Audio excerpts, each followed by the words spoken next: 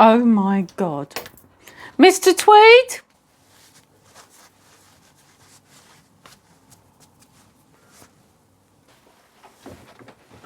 And where do you think you're going? I'm off out. Oh, no, you're not. Go and tidy your workshop. No, Go and tidy it now. you're not the boss of me. Yes, I am. Now go and tidy it. I don't want to tidy my workshop. I want And to go make out another with my mate. video. Who does she think she is anyway? It's not even her workshop. Her mate said the snowballs were 2 for 1 down at the Dog and Duck. I mean, who doesn't like a snowball? And it's my own organisational system.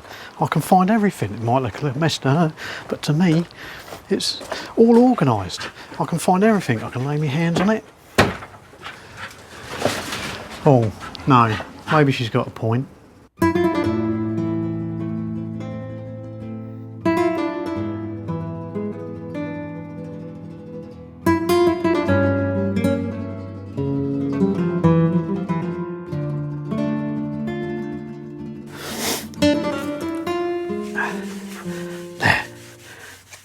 That'll keep her happy. Hello and welcome back to Tweed's Garage, where in this video we'll be talking about working on the Riley still, and a few little bits of engineering that I've done in between that's kept us busy up until now.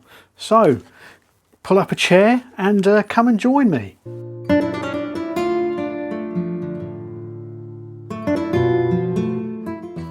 So progress is still going on the Riley. No, haven't started it still. I'm starting to think it's a bit of a sort of psychological block, and the way I've been explaining it to people is that you sort of spent so much time and effort building the engine up and getting it up together. There's always that thought in the back of your mind that when you start it, you know, something might go wrong. So I think you sort of keep moving around doing other jobs to sort of put off the inevitable of when you've got to get round to start it. So yes, the little jobs we've been doing, unnecessary, but I think will add to it. And because I'm wearing a canvas apron, everything will be artisanal. So I made this artisanal spark plug block. You may have sort of noticed these on vintage cars. Somebody sent me a photo of an Elvis, and it's actually cast. It's like a cast aluminium bulkhead, and the sort of spark plug recesses were actually cast into it as well. But yeah, vintage cars, because of the rubbish fuel they used to coke up, so you'd always have a spare set somewhere. And you know, a lot of the manufacturers supplied a block mounted on the bulkhead somewhere in the engine bay, so you had a spare set to swap over, which I thought would be a good idea. So I turned this up on the mill. So we cut it out of a solid piece of aluminium flat I had laying around.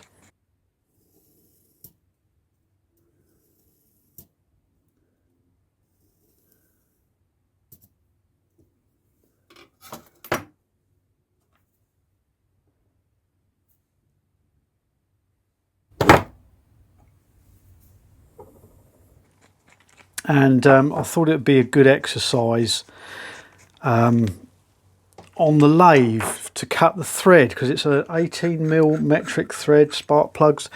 I could have bought a tap and done it easily, but you know, the price of a decent tap, you'd want one to last. And I thought, no, that's chickening out really. I reckon I could cut these threads on the lathe. It would be a good turning exercise. So yeah, I went ahead and done it. So what I done was put this in the mill, measured the lengths, worked out where my holes were going to go, and you forget, I've got digital readouts on it, and I started marking it up, and I thought, what am I doing? Just stick it in the lathe, sorry, stick it in the mill, zero it out, work out where my ends are, where my middle is, and then literally done all the holes. So drilled the holes, drilled the mounting holes through the back, which I will tap, and for bolts to come through the bulkhead into, and then bored them to size for tapping size.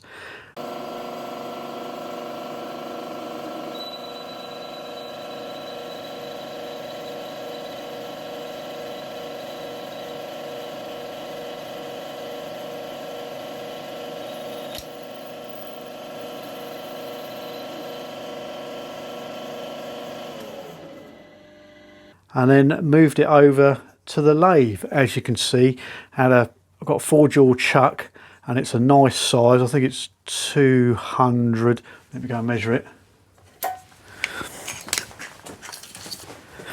No, it's a 10-inch, 250mm 4-jaw chuck. So there's just enough capacity to put this in the chuck.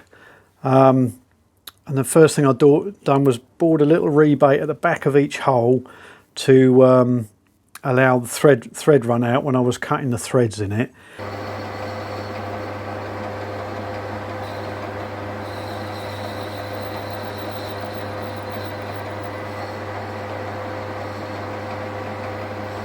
And then set it up by centering it with a dead center in the middle, and then the back of that onto another center, and then put a dial indicator on it to clock each of them in. So I've done this one and this one, and the way I got the capacity was 3 jaws were all pointing inwards, and then 1 jaw I had to reverse to get the capacity. So yeah, done this one and this one, and then turned the whole piece over, and then done this one and this one, and cut the internal threads on them. And as I said before, it's an imperial machine, so it's metric thread, so I had to leave the half nuts engaged on the lathe all the time so I didn't lose my tracking for the thread. Yeah, but they turned out really well. Really happy with that.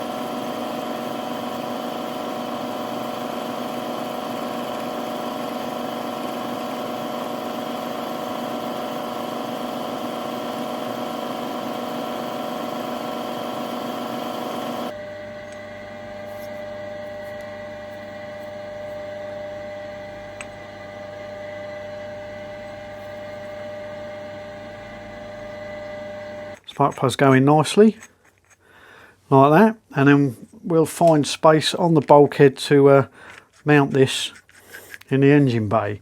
So it just adds to it. Doesn't need it, but I just thought it looked quite nice. And somebody was saying that, you know, to sort of polish out all the milling marks and that, but because I've done the head for the fuel gauge, I milled all that out as well, so you know that's been redone. I thought you don't want to, you know, don't hide it, you know, it's not original, it's just sort of something that you've done, so you know, keep it as it is. Other jobs done. Windscreen is back in finally. We'll go next door in the garage and have a look. I'll run the camera over so you can see what I've been doing.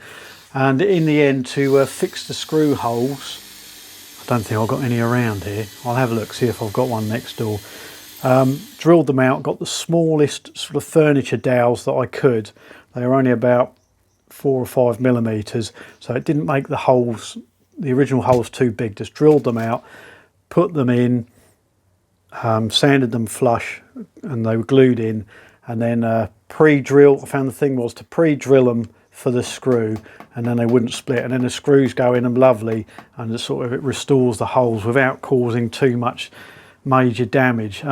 Because the windscreen pillars themselves, they're tiny, there's no meat on them at all, and what wood is there is really hard actually, or whether it sort of hardens over time, I don't know. So windscreen screws are back in. The windscreen vent at the top, if you've seen a previous video, it's sort of absolutely rotten, falling apart. So I managed to separate the material and get out the original strengthening bar that runs along a bit of flat bar, but I kept it because it's got some tapped holes in it, and the screws are so short, it would have been difficult to work out what sort of thread they were. So, and the bar wasn't in too bad a condition. Cleaned it off, rust treated it, painted it, and then got on the old sewing machine, and thank God we done home economics at school. You know, we sort of moan about it when we were doing it, but yeah, sort of learn a bit on the how to use a sewing machine has come in handy over the years.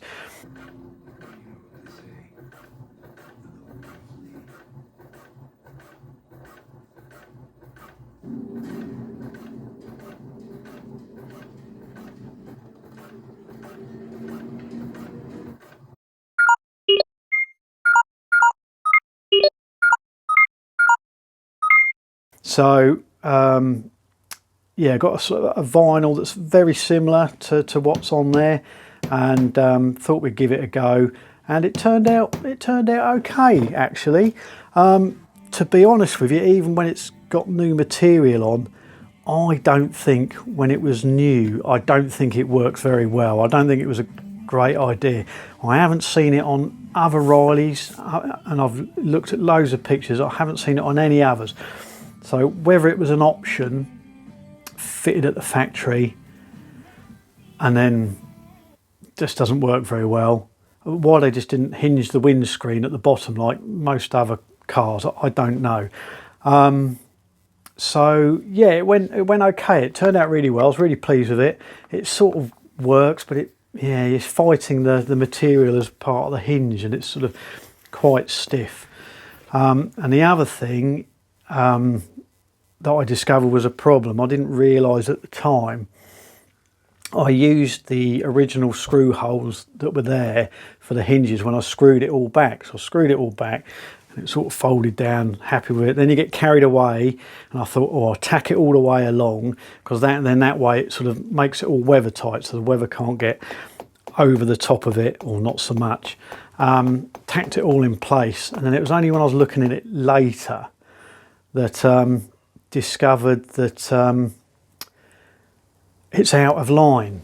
It sort of runs out. So one side fits flush against the windscreen, passenger side it sits out, there's a big air gap. So I need to change that. I think what happened, it's had a recovering on the roof. So when they recovered the roof and brought the vinyl round and then just screwed it back up, and it's in the wrong place, and I've just gone back in the wrong, in the wrong new holes. Or whether it had sort of distorted over time, or it was so floppy and falling apart that it didn't sort of have the strength to hold it in line. So got to do that, but I'm going to leave that alone for the moment, because it looks okay, and a little bit of ventilation is okay. So I'll show you that.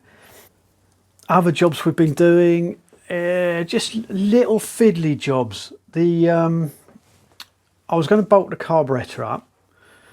Well, I was going to bolt the exhaust and inlet manifold up together, and then they mount the exhaust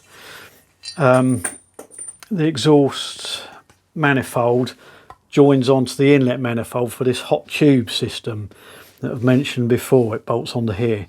Now, when I got the car, it was blanked off. There was a gasket, a bit of aluminium. The reason for that was there was a hole on the inlet side. I've had it all welded and repaired on the inlet side, but I think because it's been gas welded, repaired on the tubes between here and the other side, it doesn't mate squarely, and it's quite a big gap, and I don't want to force it with a bolt, which I just dropped on the floor. I don't want to sort of attempt to get this to try and pull it all back into line. So what I'm going to do for now is blank it back off again. So I've made some made a thick just over 3mm plate to go on there, and the gasket. Then hopefully that'll bolt down nicely.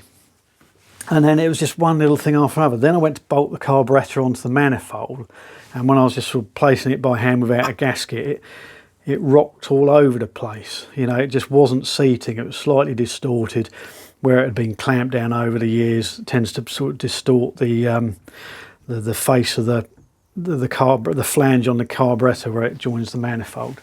So I was going to put it on the milling machine and just face it off, but it's such an awkward shape. Trying to clamp it was a nightmare, and also, you know, one wrong move with the cutter catching the carburetor, and you could have written the carburetor off, and they're quite rare, difficult to get hold of. So I thought, no, resign myself to bit of engineer's blue on the faceplate, and then rub the carburetor over the faceplate and to see where the witness marks were, where the high spots were.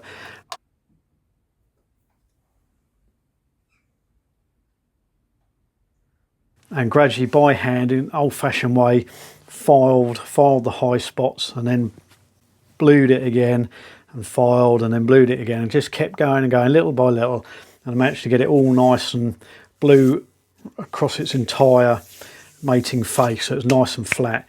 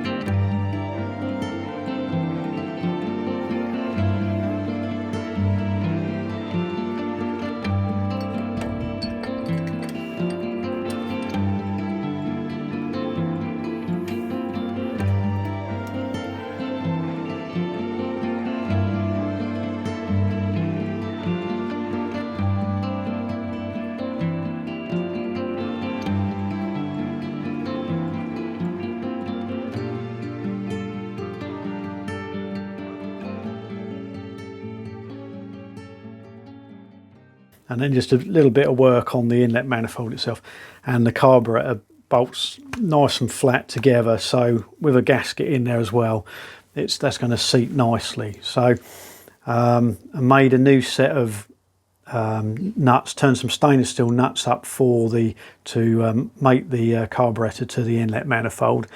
That was another little job. Finally got round to making a new set of studded nuts to hold down the rocker clamping arms that I'd made. What else? Well, there's just other little things. Busy making anniversary present for the wife, so that was done. So that took some time. Spent a bit of money on the milling machine, treated her to a new apron. She's got an apron on and looking very fine. Now let's go and have a look at that. So the milling machine's been treated to managed to get a new badge for the speed handle, which was missing. A new screw here, which was bugging me. It's a really short screw through there on the scale. A new pin here because it had a broken drill that was acting as a hinge pin. Taken all this apart, cleaned it all, reset the mechanism on the auto feed so it clicks out really nicely when it gets to its, when it runs to its stop. What else? Yeah, and like I said, treated her to an apron. This one here is really good actually. It goes all the way up, and it's sort of just got this metal bar that goes on the dovetails here, so you can just slide it on and off, you know, rather than have to sort of drill some holes. A lot of them are drilled and tapped holes down here, and it's on here, so it protects all the back of it. I know a bit late for the this old girl because she's had a hard life, but it just makes cleaning up a lot easier, and you're keeping all the swarf out of the, you know, out of the V-ways and everything. Made this little adapter on here, and this is for my so I can put my Noga arm, so I'll do it one-handed. Noga arm for dial indicator to go in. It just mounts on there, and we just take it off. Okay, so that's saves a lot of work rather than having to put a collet in and do it from here every time. And the other thing is, I had one of these angle poise LED lights, and I've seen these made for the mill as well, and they're sort of about $100 in the US. I don't think you can get them over here. But I made a little plate and put a pin on it, and then that goes up there like that, locks into place, and then you have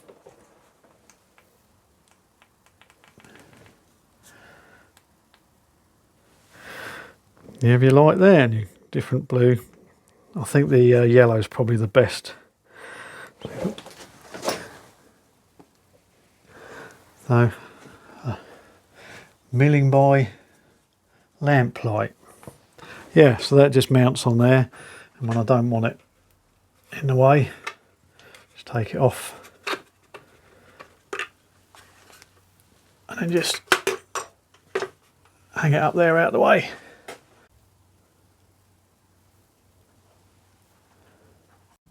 So a little update of what we've been doing in the workshop and O'Reilly. And before you go, we might as well pop next door to the garage and just show you over it. So if you want to step this way, it's a long journey, so there's a little montage video of classic cars and aircraft from the POPHAM fly-in weekend a few weeks back. I let Jenkins run around with a camera and sort of get some video for you. So as you sort of watch that on our travels, we'll go to the garage. Okay, come on in.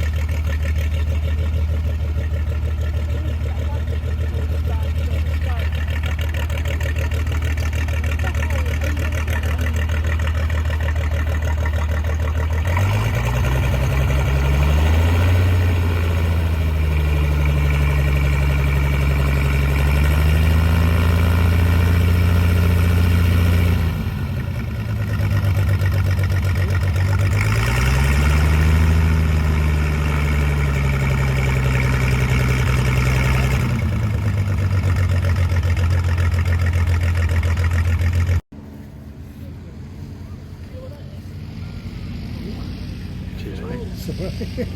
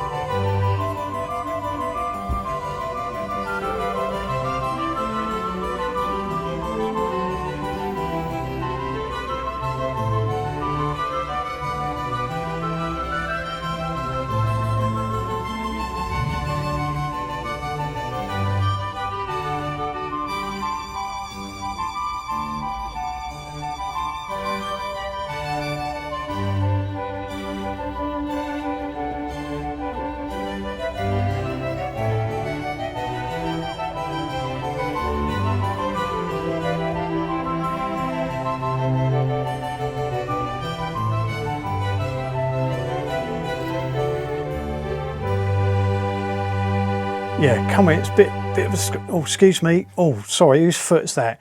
Jenkins, turn the lights on. No, not that switch, the other one. No, that one, that's the one. So, welcome back to the garage. Progress is moving along slowly, as I've described through the video, little bits and bobs. I'll take you around now and show you close up what I've been doing on the engine and the carburetor inlet exhaust side, and then this is my bit of home economics sewing project that I've been doing. That's gone on there. Windscreen back in. So come round and have a look. So this is the state of play of the engine. As said before, I've made a new set of nuts in stainless steel, as recommended by some of you. Got the rocker cover holders on, and remade the studded nuts in stainless. Got the flats on the correct side, so happy with that. This is the gap we're on about between the manifold, between the exhaust manifold and then the heat tube that goes off, so you can see, goes off to the inlet manifold the other side. These tubes here this has been repaired at some time. It's had a bit welded in. I think there's a bit of welding on the bottom one as well. And the trouble is the gap was too big between here and here. Try and get that out whilst I'm holding the camera. Yeah, so the gap here is a bit uneven. I'm hoping it will sort of pull together a little bit, just enough to seal. So you've got the gasket there, and then I've cut a steel just over 3mm blanking plate to go in there, and it fits in there just nice. So that'll blank it off, he says.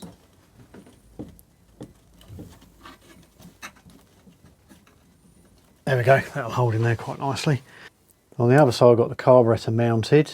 You saw me flatten off these faces. These are new stainless nuts turned up for here and here.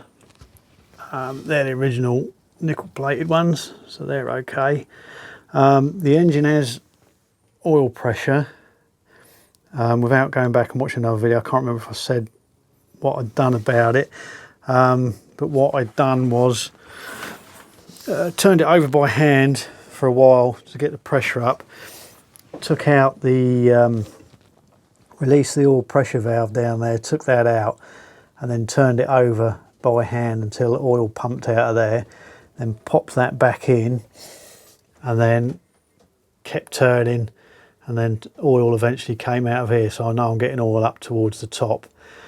And very carefully I did push the starter button a few times to spin the engine over and watch the oil pressure gauge, and the oil pressure gauge comes up. So happy days on that department, ready for when we get to the big day of trying to start it. As I said, not worrying too much about the hotspot. There is another plan.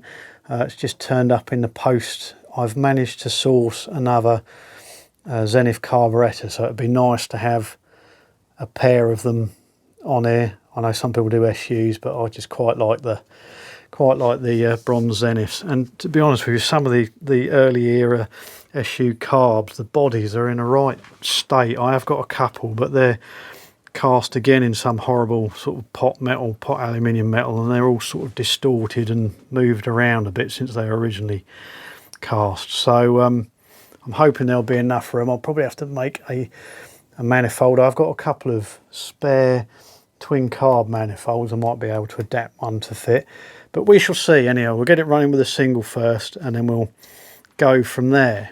So the windscreen's back in. That's gone in nicely, and the windscreen vent is all back in and makes it a bit more weather tight. And as I said, this is the hinge that is causing the problem. This is a little bit too forward of the position it should be, and it allows a bit of a gap here, not a huge amount, but yeah, just there. You can sort of slide your fingers up underneath, and then gradually as you move along, it starts about here. As it gets towards the centre, it starts to tighten up a bit. But yeah, I wonder whether this was fitted first and it didn't have a windscreen originally, and then this was fitted later, because this is cut through it, and of course it catches on it as well, so you have to sort of unpick it to move it up, so it's not very, yeah, it's not very convenient. I think it will just be mainly tucked down for the visual look. And the other reason I think this was a later addition is it sort of just drilled through the windscreen, and then the nuts were just resting on this lip, because of course these bolts had to be as far up as possible so as not to interfere with the glass. So what I've done was made this stepped plate that slides under this lip and gives a nice sort of flat flush face for the nuts to tighten up against on the windscreen wiper motor. So yeah, but it looks a lot better than it did, because it was quite tatty, and at least now there's no, I'll focus on my dirty fingernails, focus. Yeah, it's sort of weather tight up along this edge now, whereas before there was like a gap all the way along where the material had torn. So there you go, that's what's been keeping me out of trouble since the last video. So if you enjoyed what you've watched, give us a little like, and think about subscribing, because you'll be notified of any other videos coming along. Yeah, and I'll carry on with it. We're not far off getting it running, so that'll be good. Anyway, I'm off to the Dog and Duck for a couple of snowballs, and Jenkins, you're buying first round. See you next time. Cheerio.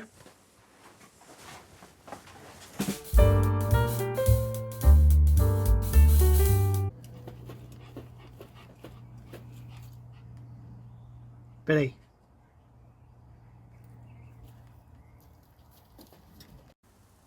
So there you go. Little update on all things Riley and workshop. So there you go. A little update on what we've.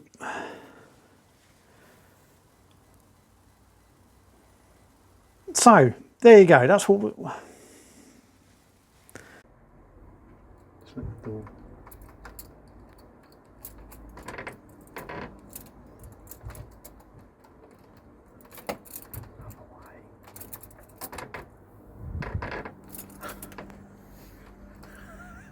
Other way.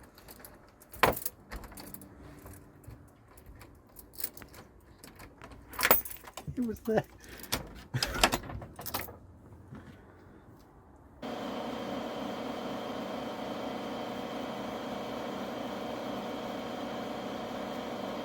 Oi.